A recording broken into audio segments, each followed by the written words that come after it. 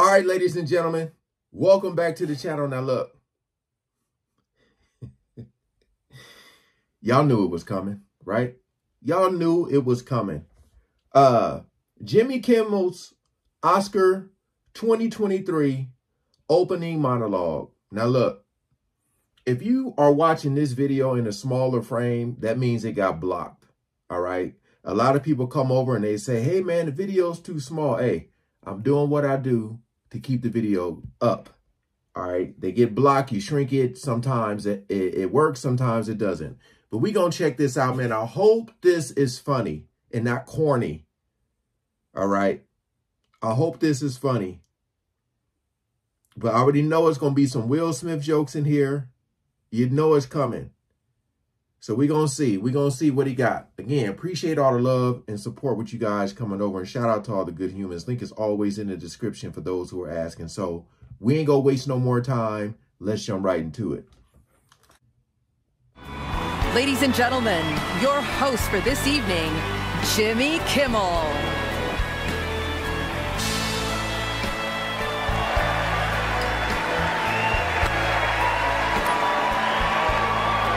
All the fake smiles.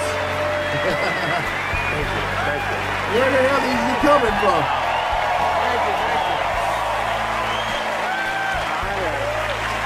Thank you. Everybody's like, don't roast me, don't roast me. Thank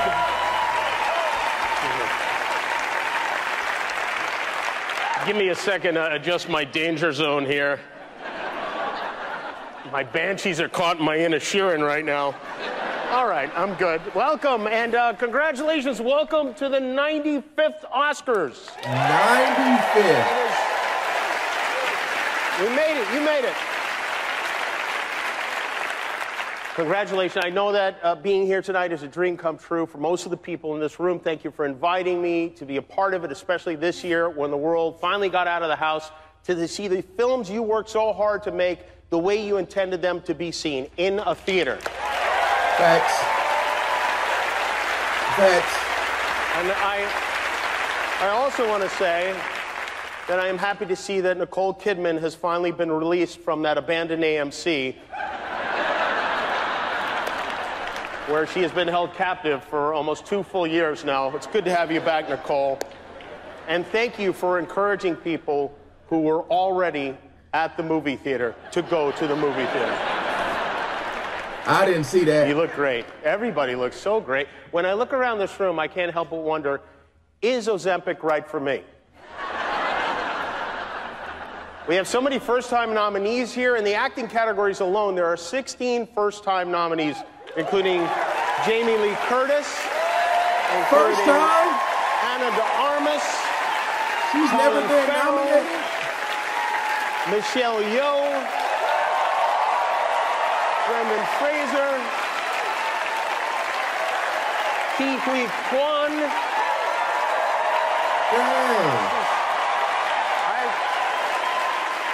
This is, I think, a great piece of Oscar trivia. 31 years ago in 1992, Brendan Fraser. Again, for those of you who don't know, I reacted to the Everything Everywhere All at Once movie. I'm still waiting on the edit to come through. Yeah. Ke Huy Quan were in a movie together. Remember which movie it was? Encino Man. 2 actors from Encino Man are nominated for Oscars.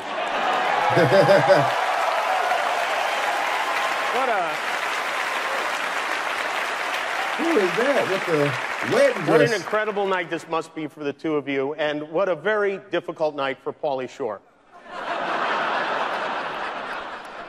Maybe it's time to reboot Biodome. Why not? All the top 10 highest grossing films this year were sequels or franchises. They say Hollywood is running out of new ideas. I mean, poor Steven Spielberg had to make a movie about Steven Spielberg. Congratulations, Steven. Look at this, by the way. I want to say, right here, this is my favorite duo of the year, Steven Spielberg and Seth Rogen. What a pair. The Joe and Hunter Biden of Hollywood. Oh, my goodness. Dang. Seth, what are you on right now? Be honest. Nothing? Mushrooms, right? Did you give one to Steven? Give him one. Let's see what happens. Maybe he'll make something crazy. Steven claims he's never even smoked weed, which I find hard to believe. You mean to tell me you were sober when you made a movie about an alien who eats Reese's Pieces all day and can't remember how to phone home? E.T.? You were high as a bike when you made that movie. Steven is the first director to be nominated in 6 different decades for an Oscar. Hey. Remarkable. This time, as you know, he is nominated for The Fabelmans, which is by far his most personal film. They say write what you know it, and they say also write what you know your mom did with your dad's best friend. And Steven did that, and the result was yet another Oscar nomination for the great Michelle Williams, who is right there, Michelle. And The Fabelmans wasn't an easy shoot for Michelle. After almost every take, Spielberg would rush up to her with tears in his eyes, and he'd scream, "That's not how Mommy said it!" I also want to extend congratulations to Steven's longtime collaborator, Come on, Maestro Jimmy. John Williams, who is now the oldest nominee in Oscar history. And he looks great. John turned 91 years old last month, and he's still scoring, if you know what I mean. And by the way, if you've never made love to the score from Raiders of the Lost Ark, do yourself a favor. I haven't seen that. Another, only Walt Disney, this is great, only Walt Disney has been nominated for more Oscars than John Williams. He's been nominated 53 times, and nominated 53 times, he's won 5, which honestly is not that great. But good luck tonight. It was a very good year for movies. Business is booming. I know people like to debate now which is better, movies or TV. But here's the thing, no matter how good a show is, there are some things movies could do that TV just can't. For example, a TV show can't lose $100 million. Is the gang from Babylon here? They know. Hey. I was just asking if they were here. I was welcoming them. Dang. At least Babylon got released in August. You know, Batgirl became the first superhero to be defeated by an accounting department. And then we had the big one, the long-awaited Avatar, The Way of Water, which gave the director, I still have the not seen producer, that. Jim Cameron, another opportunity to do what he loves to do more than anything else, drowning Kate Winslet. The sequel to Avatar, it's the most expensive movie ever made. Disney spent $2 billion on this movie. Just to break even, all of Nick Cannon's kids had to see Avatar 4 times. Oh! And they did, I guess. James Cameron is not here, by the way, tonight. You know a show is too long when even James Cameron can't sit through it. Some of the cynics are saying Jim Cameron isn't here because he didn't get a Best Director nomination. And while I find that very hard to believe about a man of such deep humility, he does have a point. I mean, how does the Academy not nominate the guy who directed Avatar? What do they think he is, a woman? What a... Are the jokes Thank you, hitting? ladies. Are they hitting for y'all? It was some year for diversity and inclusion. We have nominees from every corner of Dublin.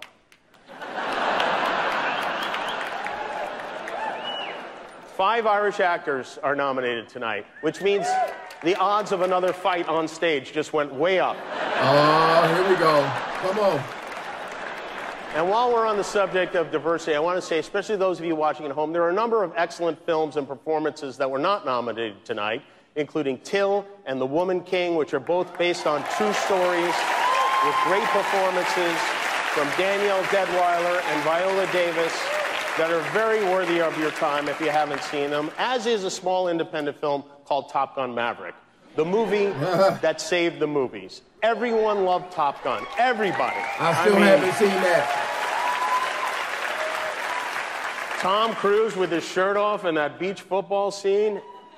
L. Ron Hubba Hubba. You know what I'm saying? He's licking his lips.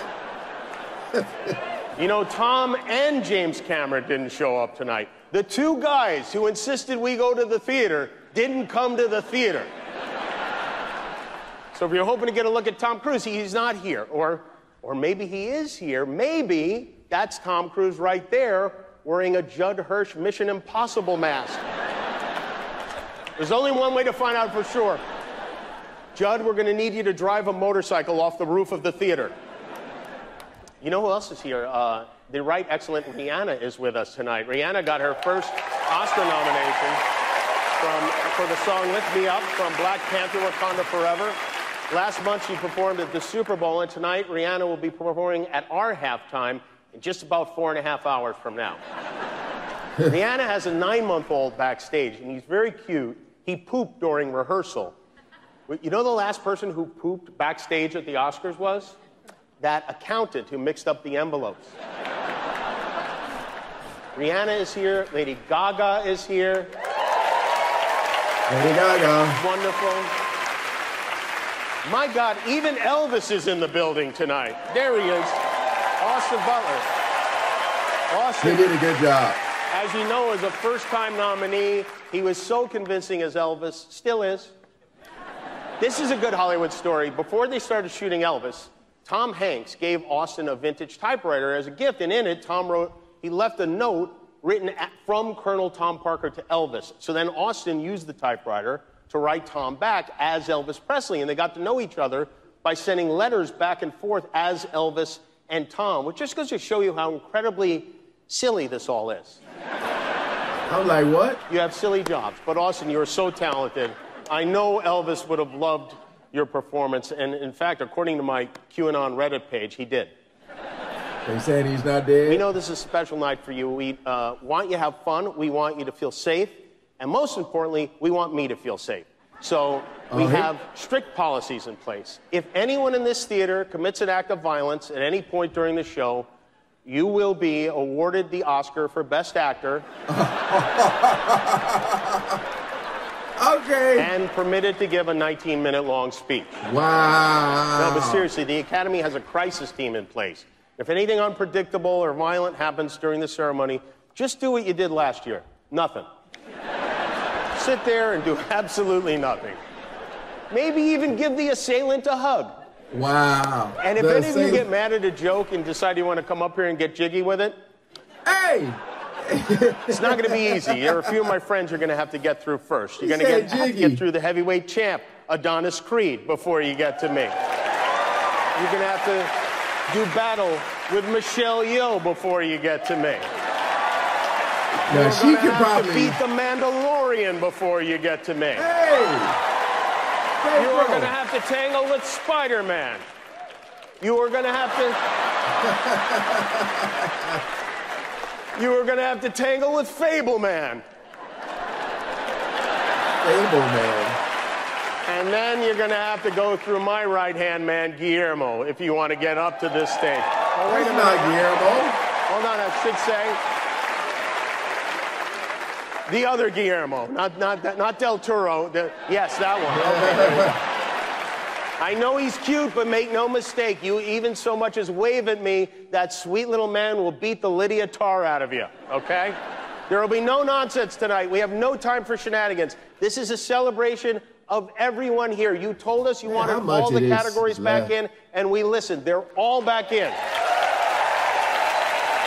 That's right. We will be showing all 23 categories live tonight, except for one. Earlier tonight, Best Picture went to All Quiet on the Western Front. Congratulations to Germany. We put all the categories back in because the movie community wanted it, almost as much as the television community didn't want it. So, no complaining about how long the show is. I saw all your movies. Now it's my turn to make you sit in the theater for 3.5 hours. That doesn't mean we don't want to hear you speak. We do. We want your speeches to be moving. We also want to keep it moving. So, if the speech goes on too long, this year we're not going to play you off stage. Instead, we have a group of performers from the movie RRR who are going to dance you off stage.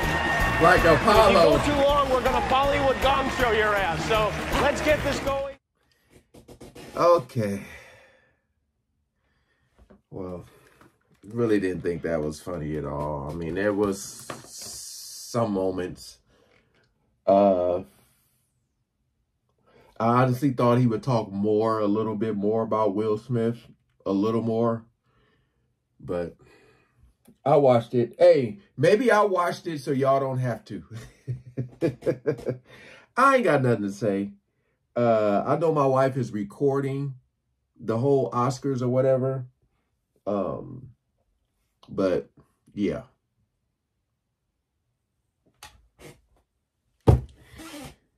Thought it would be a little more funnier. But it is what it is. All right, man. Hey, appreciate you guys coming over and watching. Peace out.